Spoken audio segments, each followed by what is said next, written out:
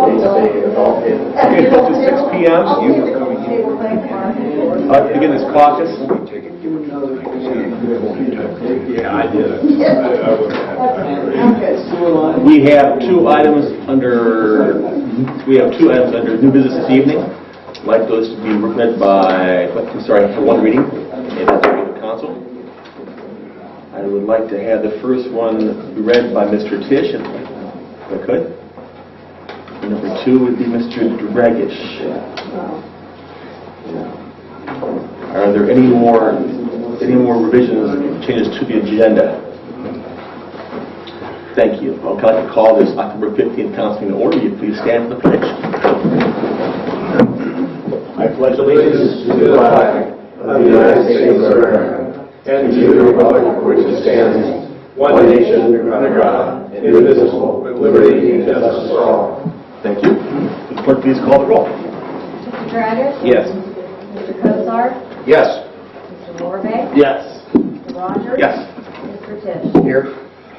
Thank you. Okay, all of you have received the minutes from the October 1st council meeting. Are there any revisions to those minutes? I had none. Okay, if not, they will stand approved and on record. Under reading of communications, Mr. Tisch. I have no communication. Okay. Mr. Dragish. I have no communication. Mr. Morvay.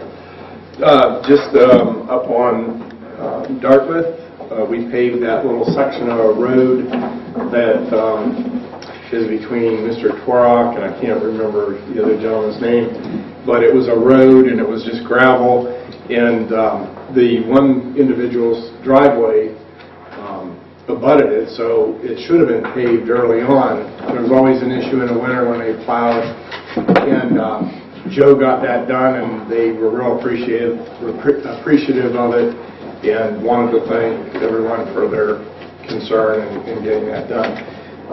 The other thing is, I got this letter from the city, and I was going to address Joe with it about the lead in the water. And Chief, do you know anything? I mean, are we okay or not okay? From this, I was reading it, and amount of lead in the water, 5 UGL. That means nothing to me. That means micrograms. Okay, and so they're saying PWS lead 90th percentile value 7. That's, what am I reading here? I have no clue. What that is they give you a contaminant level within the lead testing that was done. The 7 indicates an action level. If your test result was not above 7 micrograms per liter, then there was not any action that needs to be taken. The 5 that is reported is what they found in your individual sample. I see. Okay. Okay.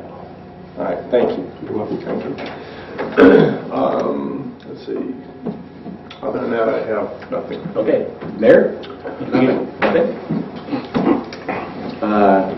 Chief, any kind of communications at all to the city? Communications you have on behalf of the city? Other than leaf pickup, we commenced on October 13th. The city crew was out before the 13th, getting leaves as a result of certain members of the community getting their leaves out to the curb already. That'll end November 26th. And trick-or-treat hours for both the city and the township are scheduled for Saturday, November 1st from 6 p. to 8 p. Okay, Chief. Thank you. Okay. Under reports from the committees, City Manager, Mr. Dragish. I don't have anything. Okay. Mr. Morvay. I'm going to defer until a little bit later because we have a chief here and he's going to speak to us under persons desiring to appear before council, and he'll give you the update on the fire district at that time. Great. Mayor Kosar. I have the court report. In the month of September, we took in gross collections of $7,682.61. After we paid to the various funds that we're legally obligated to pay to, we had net collections to the city of $6,107.11. For the month of September, we had 368 traffic stops. We had 318 warnings, both written and verbal, and we gave out 50 citations for a 13.59% of citations over traffic stops. That means that it was probably about 1 in 7 got a citation. I think that speaks volumes to the police department. 1, doing their job, making the traffic stops. 2, catching up with the people that are driving under suspension, which I don't want on our streets. Half our work continues to be in the area of drugs. It's almost like a speeding ticket is a rarity, but we have them. I commend the police department doing a great job, and I want the public to understand you don't necessarily get a citation if you get stopped in Canada. That's all I have. Okay, Mayor. Chief, anything else to say with the communications on your behalf? Okay. Mr. Fortunato? I'll defer my report to executive session items. Thank you, Mark. Okay, number 7. Sorry. Just an observation. I think all members of council received a draft copy of the minutes of the Parks, Recreation, and Cemetery Board. If there's anything within that members have commented. Okay. Okay. A recognition of persons desiring to speak before council. May I ask you to step to the forward of the podium, state your name and address clearly for the record, and keep your comments brief. I will read your name as is on the list. Chief Hutchison.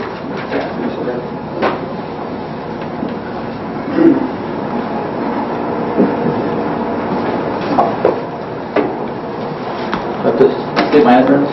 Yes. Okay. Don Hutchison, 20 Canterbury Court, Canfield, Ohio. Fire Chief of the Cardinal Joint Fire District. Thank you for allowing me to speak tonight. Speaking on behalf of the Cardinal Joint Fire District, we're in the process of trying to get a 3rd fire station in service. And with that, we have a levy on the ballot for November the 4th. That levy being 1.25 mil levy, operating levy. And this levy will allow for the operation of a new fire station at the northwest corner of the fire district. If I could just give you a minute of a little bit of history of this station. In 2007, the Fire District Board of Trustees made a resolution basically forming an ISO committee. I don't know if you ever want to see this or not. If you would like to pass it around, it's fine. And in that resolution was a policy to recommend and establish future needs for the fire district along with an ISO committee. ISO meaning Insurance Service Offices, and that's who does the fire ratings. So our committee was to find out where we're deficient, where we need to improve. And under Chief Tish's supervision, we've done that. We just went out and improved the rural areas where there's no hydrants. Brought that from a rating of a fire rating of 9 to a 6. The lower, the better. Okay. So that prompted the non-hydrant areas, and that was completed in 2012 with ISO coming in and testing our fire department in 2012, 2013. So that came over there. Also with this ISO committee was a review of 1 or more fire stations. It's written right in that document. So 2008 comes around, and we all know what happens then. Bottom falls out, everything gets put on hold. So be it for this fire station. Since that time, there's been a total of 4 studies completed within the fire district and outside the fire district. 2 from within, and 1 by YSU on a mapping, and 1 by ISO that has been returned to us. That's the YSU mapping there. That mapping shows a 1.5 mile outside radius from each fire station, but that's driving miles radius, not bird, fly by the bird radius. So what ISO looks for within that 1.5 miles, they want to have all areas as much as possible covered by that 1.5 miles. Now on the other hand, NFPA, National Fire Protection Agency standard is looking for the fire departments to respond to 4 minutes or less 90% of the time. Well, it stands right there, as you can see with that mapping. It cannot be currently be done. The International Firefighters Association just gave a informational seminar to the fire board members. Their percentage was estimated at 52% when we meet this 4-minute response time. And so going from there. So after putting all 4 studies together, everything pointed to the northwest quadrant, as you can see in that mapping from YSU. That's where all the housing developments are going. Stonebridge. Even anything north of C.H. Kimmel School is out of that mile-and-a-half drive radius. So that's why all the numbers pointed to that northwest corner.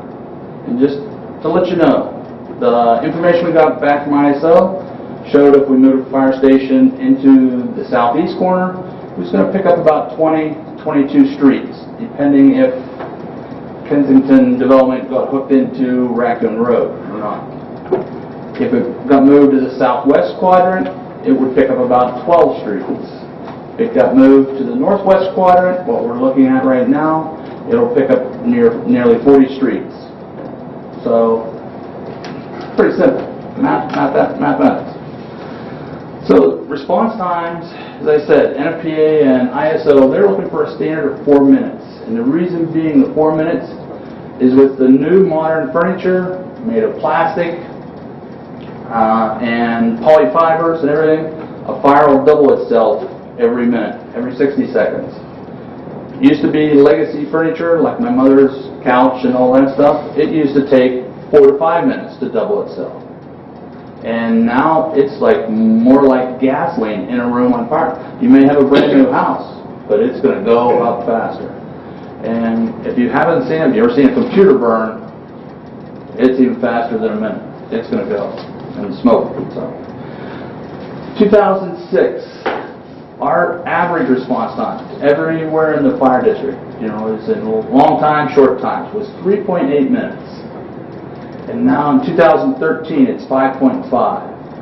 So we have some short runs, but we also have a lot of runs. And the reason being, we're doing a lot more runs in this area, what we call Area 2. In 2014, in July of 2014, we had 49 calls to this Area 2. And that was out of 156 calls that month. Plain and simple, this levy is to reduce response times, to decrease fire ratings, and decrease homeowners insurance with this fire rating. Our previous fire rating was just 2 points short of going to the next lower level to a 3, and this will definitely assist in that, getting the 2 points, as long as we haven't gone down in any other areas. There's 3 different areas when they measure that. The biggest thing I guess I want to convey to you and to everybody here is this is about response time. And what do I mean by response time? Whenever we had the cardiac arrest at the Canfield Fair, our paramedics were on the scene with that gentleman in 2 minutes, gave him defibrillation, got him back right away. Just a week and a half ago, had a cardiac arrest, and our paramedics were on the scene at like 4 minutes, 5 seconds, I believe that was the exact number. That person made it out of the hospital. So it does save lives, this response time. The fire department levy does have signs. If anybody would be interested in having a sign in their yard, please contact me at our office. And if you have any questions, I'd be glad to answer them. Chief, what's our current ISO rating in the city? In the city, and anywhere there's a hydrant, is a 4. Is a 4. And with what you're proposing, that could even drop to a 3, is that what you're saying? Yes. Yes. Thank you. Okay. Chief, I just wanted to thank you personally and commend you for the job that you do with the dedication that you've put into the fire district. And not only say that because I sit on the fire district, but I say that personally because I've had instances where I've had to use the fire department and that day well. Yeah, with my dad, and I am sitting here today because of the fire district, and I thank you so much. This is a service that we can't pay for when we need it. We need to pay for it ahead of time, and so understand what you're saying about decreasing the response times, and I just wish that the city believes in that and we get this levy passed. Thank you. Thank you. Thank you very much. I'm sorry. Do you have available to you as you stand there the impact that this will have on the community? What would the cost be? Do you have a number like a $100,000 home that will cost? Oh, yes. The $100,000 home will cost normally $3.65 a month or $44 a year. And that's what the impact would be on somebody for How that. much money will that raise? $627,000. And just so you know, myself, the clerk, and Mr. Scobola we went two different ways, as in finding which route to go money-wise. Number one was split the budget in half. Okay, you need a third of it. And we went almost the conservative way. Every line item, such as, we don't need as much repair because we're just moving one fire truck from one fire station to this station. We're not adding more to the fleet. We may, in the future, for another tanker for the non-hydrated areas, but at this time we're not doing that. So we went the conservative route on this. So, okay. Thank you. Thank you. Thank you, Ken. I appreciate it. Yeah. Mr. Kay. My name is Bill Kay. I live at 755 Blueberry Hill. Perhaps because of my 35 years in the school system and 8 years here, I know a lot of people in Canfield, and they are under the mistaken identity that I know a lot of answers. Okay? So tonight I'm here looking for some answers and deliver some questions. And basically I know the topic's been kicked a little bit, but I'm over the charter amendments on the November ballot. I'm here to tell you that people have asked me, where do they ask me? Giant Eagle, football games, church, wherever. They ask me this question. They're under the belief, at least 3/4 of the people I talk to are under the belief that City Council is sponsoring these charter amendments. They say, well, why? The city wants them, don't they? And I was shocked at that, but nevertheless, that's the truth. How many people have I? Let's say I've spoken to 4 dozen. Perhaps 3 dozen have said the city wants them. Just a question. I don't know if you can answer it tonight or not, but I won't be able to answer the people. Will the finance director, the police chief, the zoning inspector, and the public works foreman be paid overtime, or will they be given comp time, or is there another answer? Can somebody answer that? Somebody answer that? Council? You don't have to. If he doesn't have an answer tonight, I'll just tell him it hasn't been determined yet. I don't think anybody really knows the answer to that. I think under the current salary ordinance, overtime for the department heads are, well, I guess one would be paid, the other, 2 would be paid. 2 of them possibly receive comp time, is that correct? Madam Finance Comp Director? time for all the department heads. Okay. Including Public Works Foreman? Public Works foreman is eligible for time and a half overtime. Okay. I'm going to share an opinion on that. In the past, you've had them here as needed. If there are 2 items on the agenda, one of them was buying new police cruisers, we'd have the chief come. He's been here several times. But if there's no need to have someone here, for example, the public works man is out all types of hours. I see no need to add 22 more nights out. But that's just my opinion. The other amendment, if I understand this correctly so I can say it, it says, prior to any final vote by council on any ordinance, regulation, in regular special managers meeting, etc., etc., the floor must be open for comments from the residents in attendance. I understand, for example, let's take Parks and Recreation. Are people not allowed to speak at that meeting? People are given an opportunity to speak at every meeting of every board in the city. Okay, so I'd be given say there was a ridiculous item. Maybe they're deciding whether to plant zinnias or marigolds on the Village Green down here. Okay, I could get up and say, I prefer zinnias. They're much more colorful. They last longer. La da da da. They discuss it. They come up with the final recommendation. I can get up again and speak another time. Under the charter, proposed I charter. spoke at the beginning of the meeting. Yeah. My preference. Right, under the proposed charter amendment, yes, you would. I could get up and talk again. Really? Now, what I really came here to say tonight, I guess, and this is a personal thing. I take exception to the accusations toward the city council containing the words criminal, shenanigans, good old boy, a few other ones. During my 8 years in that sitting up there, I saw no evidence of any self-serving efforts, but just people willing to give their time and effort to help the community. And that's what I see up there today. And not only sitting up here, but all the committee heads. I want to take this time to personally thank you for getting involved, for stepping forward. And I would say this, you don't deserve to have your reputations, which is a valuable thing to anybody, attacked by the usage of such aforementioned words and other cheap shots. I have to go to another meeting, but I'll tell you, if I were to stay here and this topic came up again, you may rest assured I would not ask for the podium again. Thank you very much. Thank you, Bill. I appreciate it. Thank you. Frank McKeon.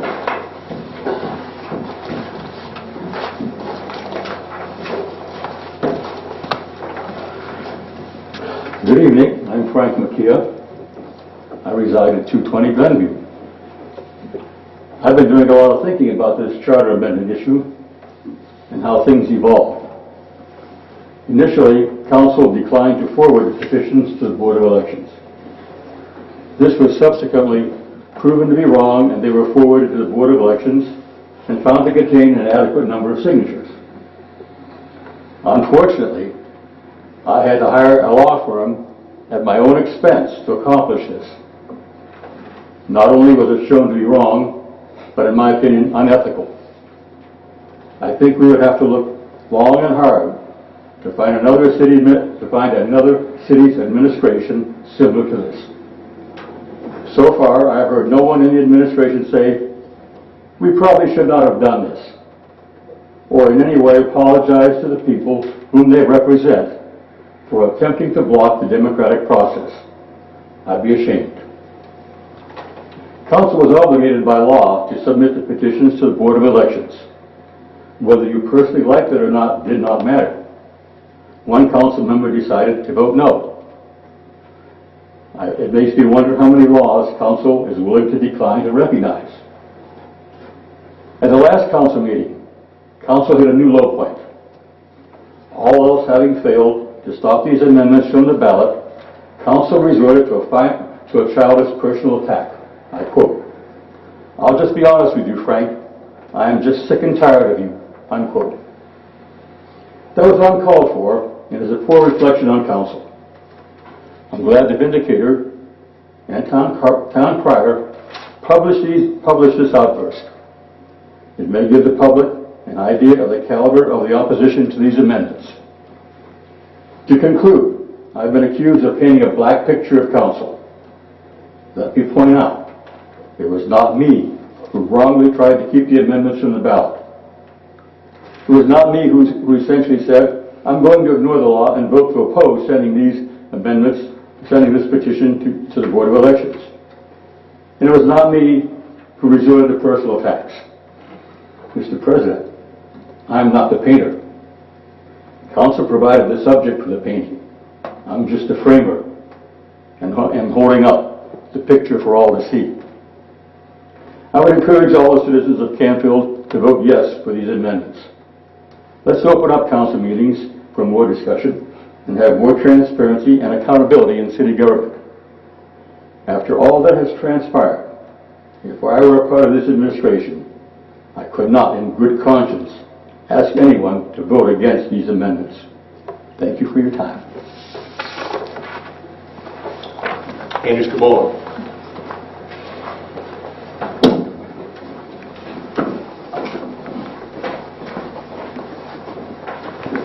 My name is Andy Scarola. I live at 400 Millbrook Street in Canfield. It was very interesting for me tonight to hear the comments of our former mayor. And as I look around, there's a dozen or more people here that heard all of that commentary, but I guess one of us didn't hear those comments, because what I just heard by the last presenter was something that really was in total opposition of what former mayor would like to have seen. We've had enough commentary, negative commentary, about our council and the administration here. And I guess the commentary by the city attorney at our last meeting, which explained the process that council and administration took when it came to delivering the charter amendment petitions, I guess that verbiage, that explanation was not heard by one or another of us as well. I mean, it's very, very interesting for me to know that all of us, basically, with the exception of one person, apparently understood the explanations and knew what it was all about. And for me, that one person, sometime along the way, has got to hear and understand what it is that he's hearing. And if he doesn't understand it, sure as heck, I, as a member of council for the last 8 years or so, prior to the new council, have never heard anybody come and make the commentary, the negative commentary that they've made here within the last couple of months. That, for me, blows my mind. There's no place for that. There's absolutely no place in this city of ours for that kind of thing, especially when the folks sitting around the table here and our administration are here, as the former mayor said, to do the best they can with the best intent they have. Nobody here, nobody, in my opinion, is unethical. And that word blows my mind. If that was made, that statement was made to me, I'll tell you what, I would be in an uproar. I wouldn't wait for anything, but I'd be in an uproar. Because apparently the individual making that comment really doesn't have the knowledge and or the appreciation for what goes on. Changing the subject, one more thing that has to be clarified for the vindicator who's sitting here tonight is the mayor didn't mean to indicate that the council was in favor of these charter members. They were absolutely opposed to them. Okay? And they are absolutely opposed to them. Okay? Switching the oars again. One other thing I think that the city needs to know about the fire department is, yes, this levy that's out there for the fire department is for operating funds only for the new station. The cost of the building, which approaches $2 million, is already in the bank. The forward planning that was started 8 years ago provided not only for the replacement of the addition of a new fire station, but the replacement of fire equipment, engines. And I have to tell you, right now, our fire department has a really sophisticated group of pieces of equipment that'll service anything we got in place. Thank you. Very good. Thank you, guys. Appreciate it. Okay, under item 8, old business, there is none. Under new business, item A, as provisions in section 4.05 of the Charter of the City of Canfield, I move to dispense with the requirement of 2 readings of the proposed ordinance and authorize adoption of the same upon its first reading. Do I have a second? Second. Mr. Morvay. Discussion? There being none, clerk, please call the roll. Mr. Dragish? Yes. Mr. Kozar? Yes. Mr. Morvay? Yes. Mr. Rogers? Yes. Mr. Tisch? Yes. Okay, and as provision in section 4.05 of the Charter of the City of Canfield, I move the council dispense with the requirement of a full reading of the proposed ordinance and authorize it by its title only. Do I have a second? Second. Mr. Morvay, discussion? There being none, the clerk, please call the roll. Mr. Dragish? Yes. Mr. Kozar? Yes. Mr. Morvay? Yes. Mr. Rogers? Yes. Mr. Tisch? Yes. Mr. Tisch? Mr. President, I have an ordinance authorizing change order number 1 for Ray Bertolini Trucking Incorporated and to declare such ordinance an emergency. This is for the Fairview Maple Stormwater Improvement Project. Thank you. Do I have a second? Second. Mr. Mayor, discussion? Yeah, just I think we need to have a little bit of discussion, about this change order. And I know talked to Chuck about this, and he has a good handle on what's actually taking place, so if you don't mind, Chief. Absolutely. So, Chuck, how did we get to this change order, this pipe that we're talking about? It's my understanding, and Chuck and Christine called me, but it's my understanding that within the last couple, 3 days, that it came forward that the contractor came across the fact that there was a water line that was going to be running through or transversing a section of the storm sewer that's being installed on Maple Street. And as a result of that, that water line needed to be lowered. Sort of a last-minute deal. And the first question that popped into my mind is, why didn't they know that up front? But that being what it was. Then the question was, what was the cost going to be? Were we going to put it on the agenda this evening? If we chose not to put it on the agenda this evening, the project was going to be stopped for a period of time, whether it be 1 week for a special meeting or 2 weeks till the next meeting. And at any rate, Chris and Chuck then worked with the engineer and the contractor, and they provided us with the cost estimate for the change order, which virtually is going to lower the water line on Hood Drive. It will have it go below the 30-inch storm sewer that's being installed there. They're going to be replacing the cast iron pipe that's in there with ductile iron pipe.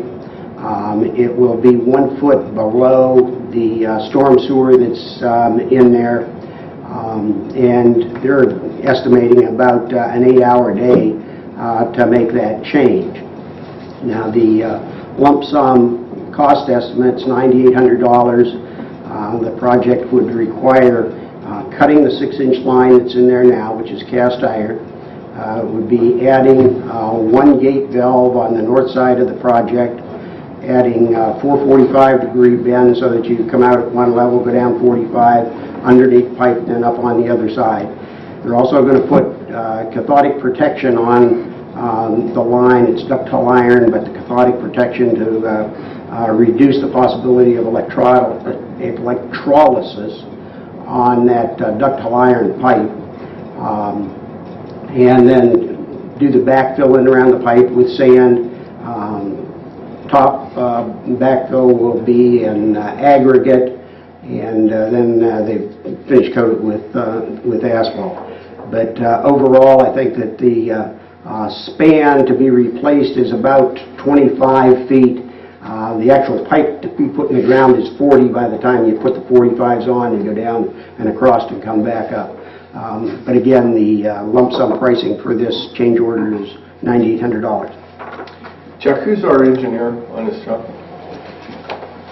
What's the engineer's name? Tetra Tech. Tetra Tech. Now, I don't believe that we have used them before. For this project they have, and I can't remember if they've done one other one or not. Okay. So, and it's my understanding too, and I'm asking you, Christine, is, you know, like this engineer, when they go out and they survey this job and they come up with these plans, shouldn't they have known that that pipe was going to be above the storm sewer? I mean, it seems pretty... I would have thought that they would have checked that, but... And that's my whole question too. And that's my point. And I'm certainly not going to hold this project up for $9,800, but I would, when Joe gets back, I'm going to have a conversation with him about maybe speaking with this engineer and what could be done to maybe recoup some of this money. And I do understand after talking to Mr. Tisch that there are some improvements that are going into here that's that actually is going to benefit us. So not all that cost is to lower the pipe. But I just wanted that on the record, that I'm not very happy with this Tetra Tech engineer, and that I'm not going to hold the project up, though. It's just too important that we get this done. I have to say, Mr. Morvay, I agree with you. When Chris and Chuck first called me, I went out and took a look, and there's a water belt right there. You can do a foot measurement and have some idea of how deep the water line was, and that was sort of a question I had in my mind. The second thought was, do we delay this project and wait till Joe gets back? But the contractor is the one that we're penalizing. We've got weather conditions to be concerned about. If the weather turns bad, any delay creates a problem. And I don't think there's any question that the water line was going to have to be moved. It's a matter of whether we knew it up front or whether we know it now. Having known it up front, maybe the cost would have been different or less than having to do a change order. But that's unfortunate. Yeah, thank you. Any more discussion on this topic? Could the clerk please call the roll? Mr. Dragish? Yes. Mr. Kosar? Yes. Mr. Morvay? Yes. Mr. Rogers? Yes. Mr. Tisch? Yes. Okay, and the number is? 2014-49. Thank you, Patty. Item letter B. As provision in section 4.05 of the Charter of the City of Canfield, I move to dispense with the requirement of 2 readings of the proposed resolution and authorize adoption of the same upon its first reading. Do I have a second? Second. Mr. Morvay, discussion? There being none, clerk please call the roll. Mr. Dragish? Yes. Mr. Kosar? Yes. Mr. Morvay? Yes. Mr. Rogers? Yes. Mr. Tisch? Yes. Okay. And as provision in section 4.05 of the Charter of the City of Canfield, I move that the council dispense with the requirement of a full reading of the proposed resolution and authorized by its title only. Do I have a second on that? Second. Mr. Dragish, discussion? There being none, clerk please call the roll. Mr. Dragish? Yes. Mr. Kosar? Yes.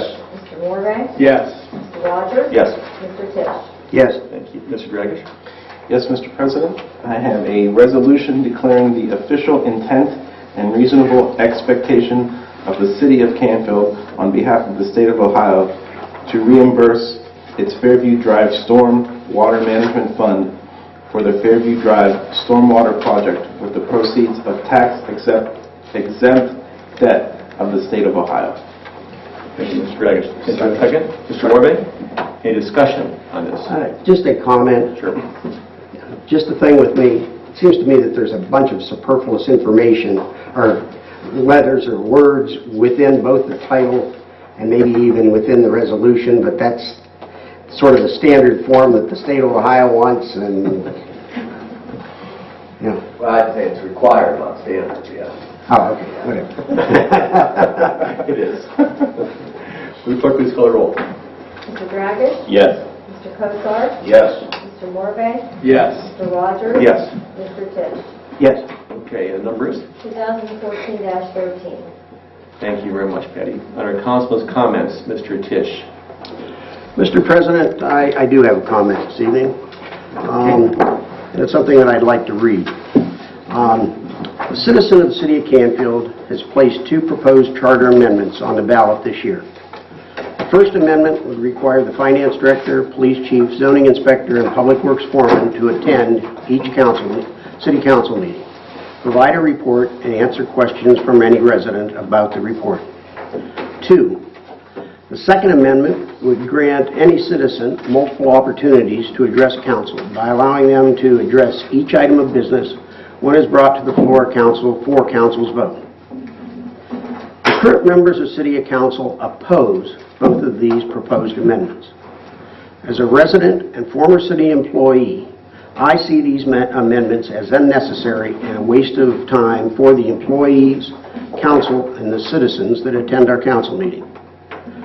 The first amendment is not necessary because any information that would be reported within their report would already have been provided to the city manager and would be available to any citizen by simply making a request of the manager during regular business hours. Most requests for information are and have always been addressed in this manner. The second amendment is also not necessary and is a bad idea. First, because it makes Robert's Rules of Order moot And second, because citizens are already given an opportunity to address City Council at the citizens' comments portion of the meeting. Citizens currently have the ability to ask questions about agenda items or to bring new items to Council's attention. Once it comes to the legislation portion of the meeting, only City Council, your elected officials, can act. City Council is charged with deliberating on the items before them. City Council was elected to make decisions based on information they gather on the items to be considered. City Council may take into consideration information from any source, but it is City Council's decision. Providing additional discussion time for citizens at this point in the meeting only extends the meeting and delays voting by City Council, who is ultimately charged with voting on the issues at hand. City Council should have the ability to close discussion on any item and vote when they are ready. We chose to live in Canfield because of great schools, a safe and attractive community environment, and great community service. The local government is an essential part of that equation.